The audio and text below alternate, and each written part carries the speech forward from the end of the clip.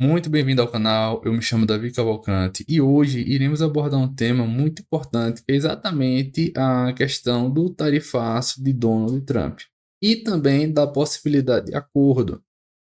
Acredito que todos vocês estão acompanhando esse atrito que está tendo entre o governo brasileiro e o governo dos Estados Unidos. Um ponto bastante relevante que devemos focar aqui é o fato dos Estados Unidos negociar com quem está aberto a ceder em algum aspecto. Observe o que o acordo feito pelos Estados Unidos com o Japão foi de uma redução na tarifa substancial. Mas lembrando o fato de que o Japão ele não é, bateu de frente com o governo dos Estados Unidos como o Brasil está fazendo. Isso aí também é outro ponto importante. Eu estou trazendo essa matéria a todos vocês aqui para também mostrar que existe esperança de negociação com o governo americano desde que Lula e Alexandre de Moraes queiram ceder em algum aspecto. Eu não estou dizendo que tem de ceder em tudo que o Trump está querendo, mas em algum aspecto sim tem de ceder. E querendo ou não, o acordo cada uma das partes vai perdendo um pouco. Aí isso daí é um ponto bem relevante que tem que ter em mente. E a gente tem de adotar também o princípio da não surpresa. É muito importante o Brasil ele tem uma previsibilidade, principalmente com relação à taxação, à taxa de importação que está sendo aplicada. O comerciante brasileiro já sofre bastante com imposto, mas imagine o empresário ele quer vender suco de laranja para os Estados Unidos, bota a produção dele toda no navio, quando chega lá não é mais 50, 80%, ou 100% porque Lula brigou. Isso daí já tira toda a lucratividade. Lembrando que 50% de taxação, ao meu ver, já inviabiliza a negociação com os Estados Unidos a título do empresário, que a margem de lucro aqui no Brasil já é bastante reduzida. E com a taxação nesse porte daí, eu não vislumbro uma comercialização viável. Até restaurante que trabalha com a média de lucro de 100% ou mais, a pessoa sente. Aí isso daí é outro ponto também muito importante. Aí observe aqui, ó. Os acordos recentes pelos Estados Unidos com países asiáticos não abrem caminho para flexibilização de imposto de 50% a todas as importações destinadas ao Brasil. E detalhe, a gente está a poucos dias de agosto. E isso daí Lula tem de aprender a trabalhar, aprender a negociar para não prejudicar o Brasil. Lembrando que Bolsonaro é ex-presidente e quem está pilotando o Brasil é Lula e ele tem que tomar essa decisão. Observe aqui, ó, os Estados Unidos há 10 dias, para entrar em vigor a tarifa recíproca, negociou. O Japão, ele teve a proatividade de mandar a comitiva ir para lá negociar, tentar um meio termo e conseguiu.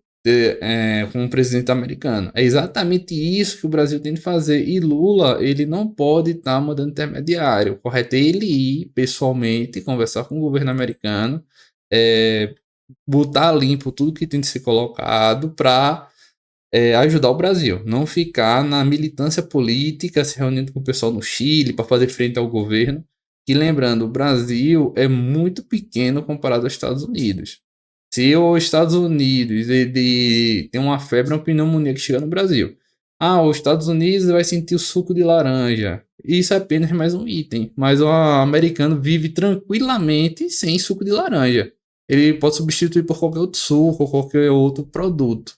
Mas o Brasil ele não vive sem Windows, sem GPS, sem outros produtos essenciais. Isso que o governo brasileiro tem de ter consciência. Observe aqui os acordos recentes. Japão foi a tarifa pela metade do Brasil, foi 25%, caiu para 15%. Teve essa redução. Lembrando que o Brasil, por mais que Lula fale que não taxa essa quantidade toda, sempre tem a tradição de taxar. Eu acredito que todos vocês lembram daquela taxinha da blusinha que tá falando, quem vai pagar é a empresa, não vai ser o consumidor. E terminou, no final das contas, o consumidor pagando e pagando alto custo. E quando a pessoa começa a analisar o aspecto tributário brasileiro, que de fato é injusto. Inclusive, o imposto incidindo sobre o frete, que, na minha opinião, é um completo absurdo sem sentido, que não é o valor do produto frete, é um serviço prestado para levar o produto, é algo diferente. Mas mesmo assim, o governo brasileiro ele coloca nessa base de cálculo. Aí observe que na prática o governo brasileiro ultrapassa muito os percentuais que estão sendo aplicados ao Brasil de 50%. Aí tende a olhar produto a produto, logicamente que tem as alíquotas específicas, mas de maneira geral, se você for comprar numa Shein internacional, né, numa Shopee também que vende produto internacional, AliExpress, você vai ter conhecimento do que eu estou dizendo. Eu já fiz uma demonstração aqui em um dos meus vídeos até para exemplificar. Mas aqui, ó, a Indonésia também, ó, conseguiu uma redução significativa de 32 para 19. Aí, quem sabe, se o Brasil consiga reduzir para 25%. Se o Brasil conseguir reduzir para 25%, o Brasil taxa mais os Estados Unidos do que tudo.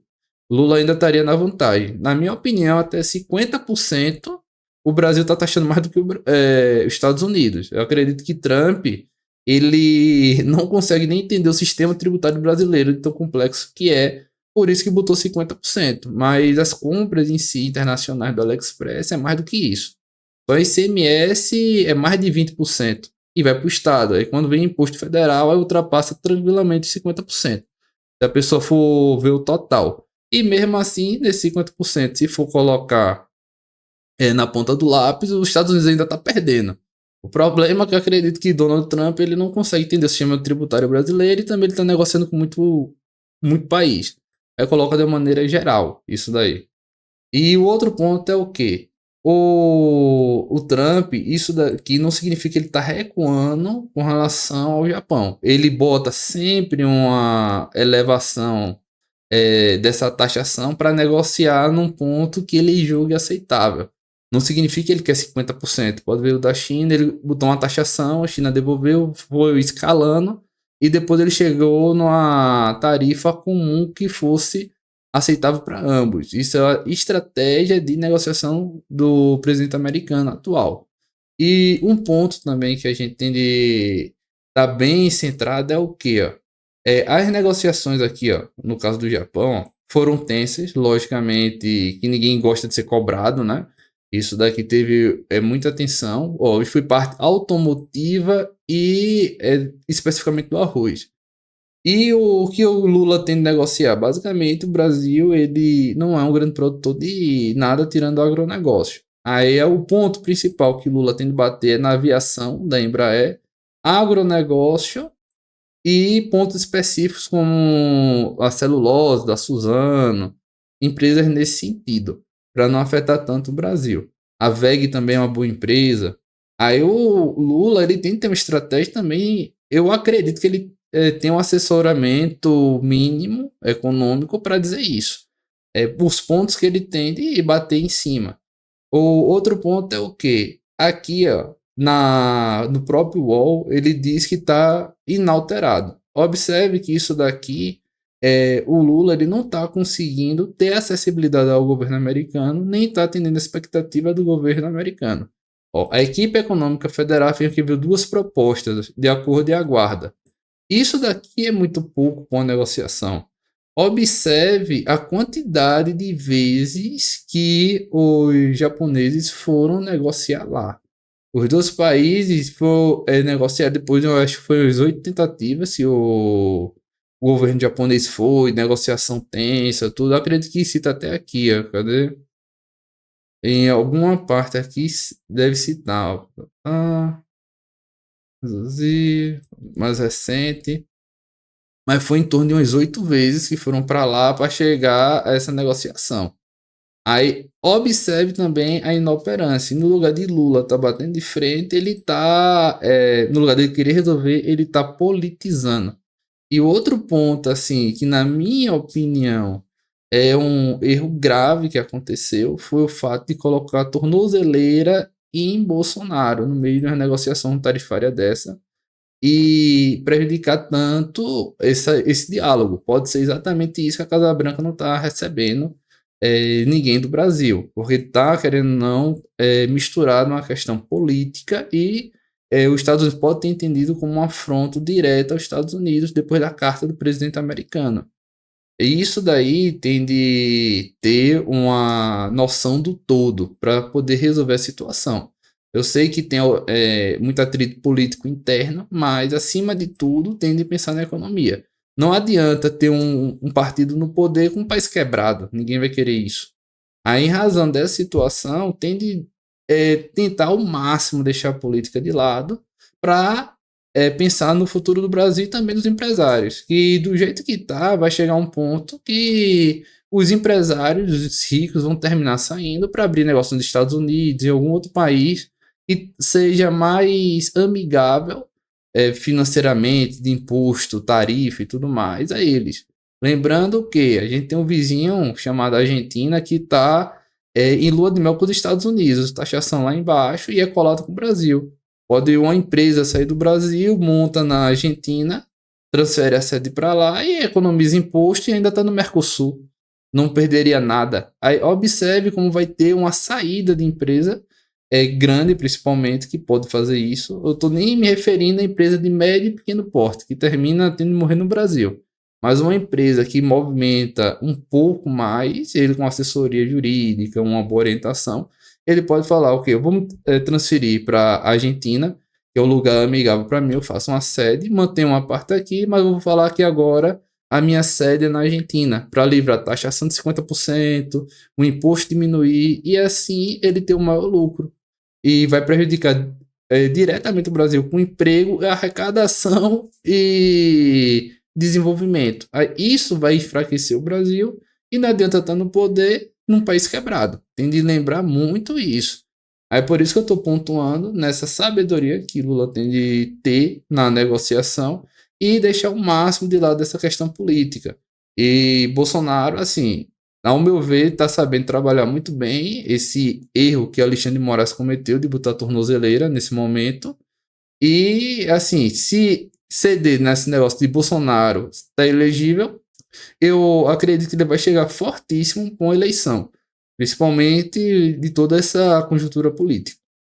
E outro ponto para finalizar, e não podemos também esquecer, é exatamente o dia que Donald Trump tomou posse. Ele tomou posse, eu estou mostrando aqui a todos vocês, em janeiro de 2025.